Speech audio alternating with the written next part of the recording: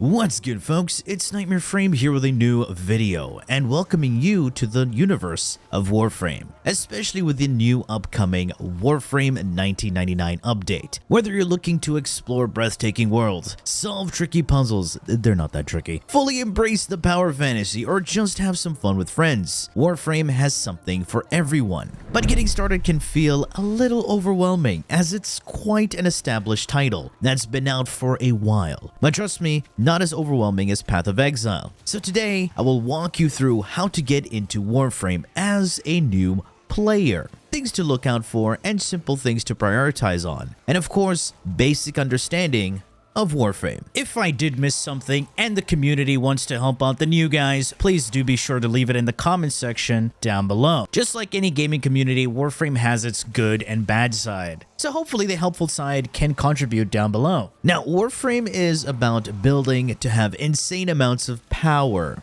And to understand the nuance of build crafting in Warframe, it does devolve into a wiki game where you have to go back and forth to read up on everything. But please don't stress about being perfect or doing the most right off the bat. Everyone starts somewhere, and it's okay to make mistakes as you're still learning the game. Just enjoy the journey. Legit, take your time, don't rush, or else burnout will hit real quick. So whenever you start the game, you have 3 choices of starter Warframes. Pick whichever looks and sounds cool to you. You will collect every Warframe eventually. You will learn some movements and other small mechanics. However, let's move on over to the settings. This is where some people feel off about the game because it tends to make them motion sick. So here's the number one thing to disable or change right off the bat in the settings. On the top right corner of the options menu, there's a search bar. A lot of people don't know it exists. Search for whatever you need. Change the field of view settings to suit your preference, then search for screen shake. Disable that garbage right away. And particles. Keep particles all the way down or disable. This will remove so much visual clutter from the game, meaning you can actually start to see things that are happening in front of you, especially when you start using AoE abilities, explosive weaponry, and so much more. You can tweak or change damage number settings using the legacy or enhanced version. Change the size to whatever suits you. This is a personal option, but I completely remove affinity numbers. Affinity means experience in this game. So imagine particles, large damage numbers, screen shake, and experience numbers all over the screen. It's a mess. Cleaning up and making things easier to see is going to be a night and day difference. This is how I have set up my settings to make the game less cluttered.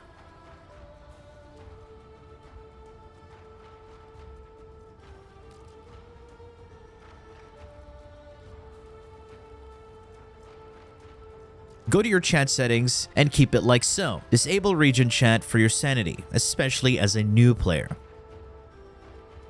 Of course, for accessibility reasons, you can change the highlight settings to have enemies be highlighted in a certain color for you. Same thing with allies. Visual clarity is so important in video games. Once you got those things running, let's tour your orbiter, your base of operations. And starting off with understanding the Foundry. The Foundry is where you craft weapons, warframes, and equipment. You collect blueprints and materials as you play, from quests, bounties, and even relic missions. After you crack open a relic, I'll get to that. Crafting takes real-time hours, or even days. Best you can do is start early and keep something in the Foundry at all times. Make this into a habit. Now, when it comes to certain warframes and weapon blueprints, you can get them from the in-game market. Make sure to click this option and show only blueprints. And when you purchase them, they will appear in your Foundry. Farm the requirements and craft.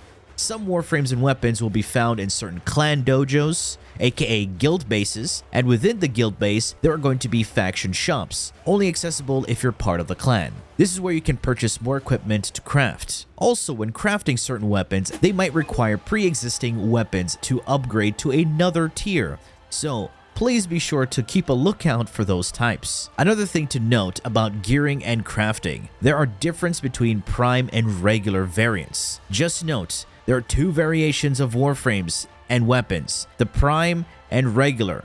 The Prime versions of Warframes are 98% of the time mostly cosmetic upgrades, so don't stress out if you don't have the Prime variant of a certain Warframe. However, if you do like a Warframe and it doesn't have a Prime variant, it's fine to invest in it. However, if a Prime variant exists, try your best to farm that version instead and invest into the Prime one while discarding the regular version after you've fully leveled it up, as you can save it for the helmet system, which I will get to. Yes, make sure to level everything up before you discard it, because it counts towards mastery rank. Although the Prime and regular frames don't really have a significant difference, the Prime weapons are a complete upgrade of the regular counterpart. Quests and star chart progression. Make sure to do your quests whenever they pop up, except for this one. This one quest that has no benefit and a complete waste of your time, and I still haven't done it ever since it got released several years ago. Following through on your quest, you will unlock newer frames, weapons, mechanics, and gear to help you progress further into the game. So be sure to keep them as one of your top priorities starting off in this game.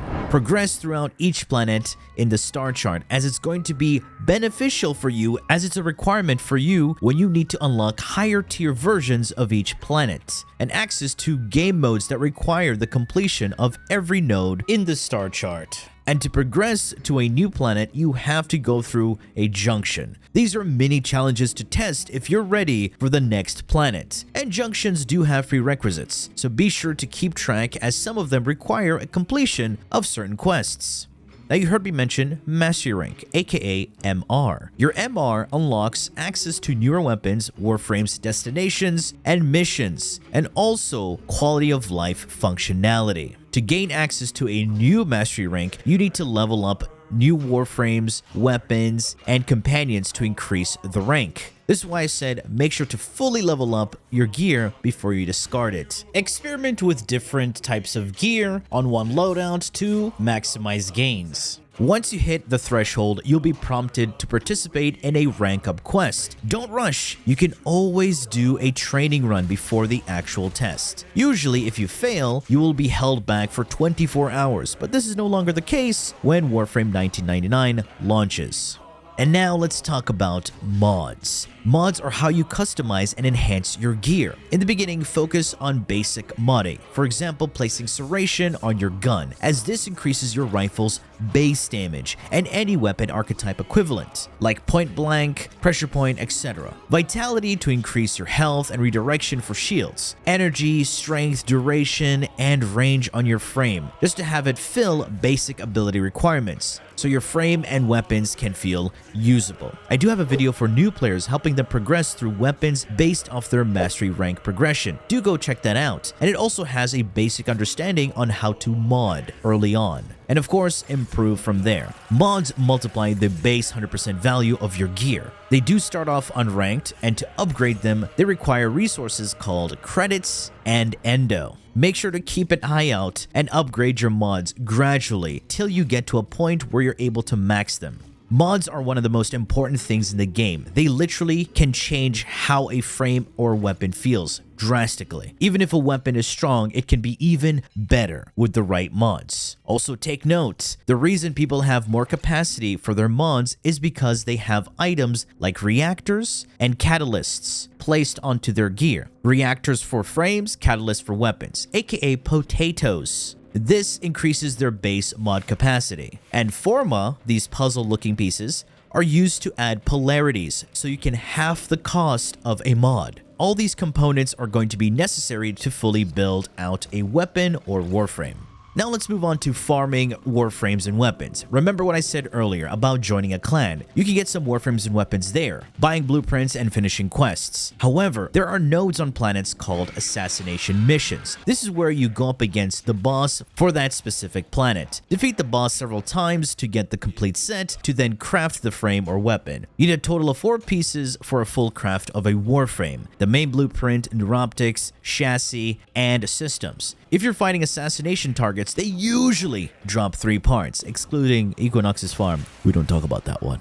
The main blueprint can be purchased from the Warframe in-game market. However, if you don't want to waste your time farming, you always have the option of using your platinum premium currency. Another way to farm regular Warframes is, of course, if you progress through your quests, you get access to the Davinci Paradox. And with Davinci, you get access to the circuits, where you can farm one frame from a random selection of 3 choices through a reward track every week. Now, of course, there are some Warframes that can only be earned through bounty reward tracks or specific open world bosses. And for the Prime Warframes, they can be obtained 3 ways. One is through cracking relics and farming each individual part. 2, it's trading with other players. This is where you usually trade in your premium currency for Warframe parts, weapons, etc. Buying the new Prime Access or Prime Resurgence pack. Here's one important thing, now that I mentioned Prime Resurgence. Prime gear has farmable cycles. Every 3 months, we get a new Prime Warframe release, and an older Warframe access gets put into the vault. This is called Prime Vaulting, and everything that came with that Prime release goes with it. This removes all their droppable parts from the loot table in the relic system. However, if you already own the relic, then you can still crack it open for a chance to get the part. And this is where trading becomes an essential part of the Warframe grind to obtain older Prime gear. While at the same time, this is where Prime Resurgence is introduced, where Warframe decides to unvault an older set of frame bundles and have them be farmable, although you can outright purchase them at a discounted price.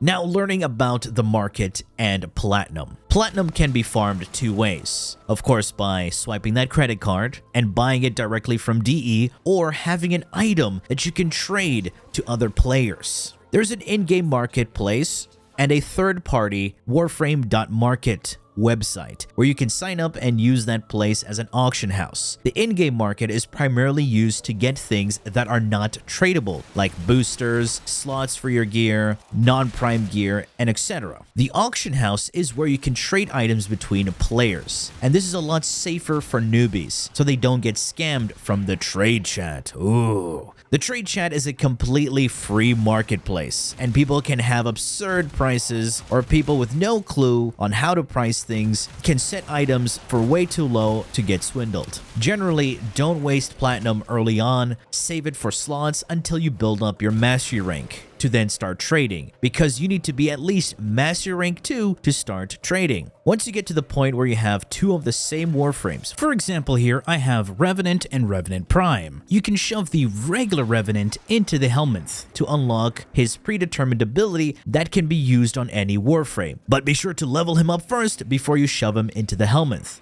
You unlock the Helminth by progressing through your quests, and the Helminth Warframe upgrade system can be accessible as early as Mastery Rank 8, and you need a lot of random resources you've probably never even heard of to use some of the features of the Helminth. And this is where resource management becomes a hassle. Resources like neural sensors, neurodes, orkin cells, nitane extract, argon crystals are going to be so essential and vital to craft your potatoes, forma, and crafting prime warframes. Use the codex to learn where to farm specific resources efficiently. But this is also where I would say the wiki is your best friend, because it will give you a better detailed explanation on where to farm certain items. Also, here's another tip. When hovering over a planet, you can click over here to show available resources on each planet. Now, these are general showcases of what to expect in each planet. But yeah, use the wiki for detailed farming locations. Also, keep an eye out for the free battle pass called Nightwave. Do challenges, get free loot, and useful items to help you along the way. Hopefully this video did showcase a bit of what to expect when you're new to Warframe. But to keep things simple with a massive TLDR, do your quests, take your time, join a clan, learn the mechanics at your own pace, make mistakes, gear up as you go along, find a frame and weapon combo you like, invest in it, don't forget to have fun. Patience. Warframe is a marathon, not a sprint. Enjoy the grind. There are daily login rewards. Consistently log in every day for useful bonuses and free gear. Anyway, folks, that has been it for me. I do hope you enjoyed and learned something from this video. And if you did, please feel free to leave a like, share, and subscribe. For more Warframe content, streams, and so much more, do refer to the description. Thanks for watching, and as always, a peace. Bye-bye now.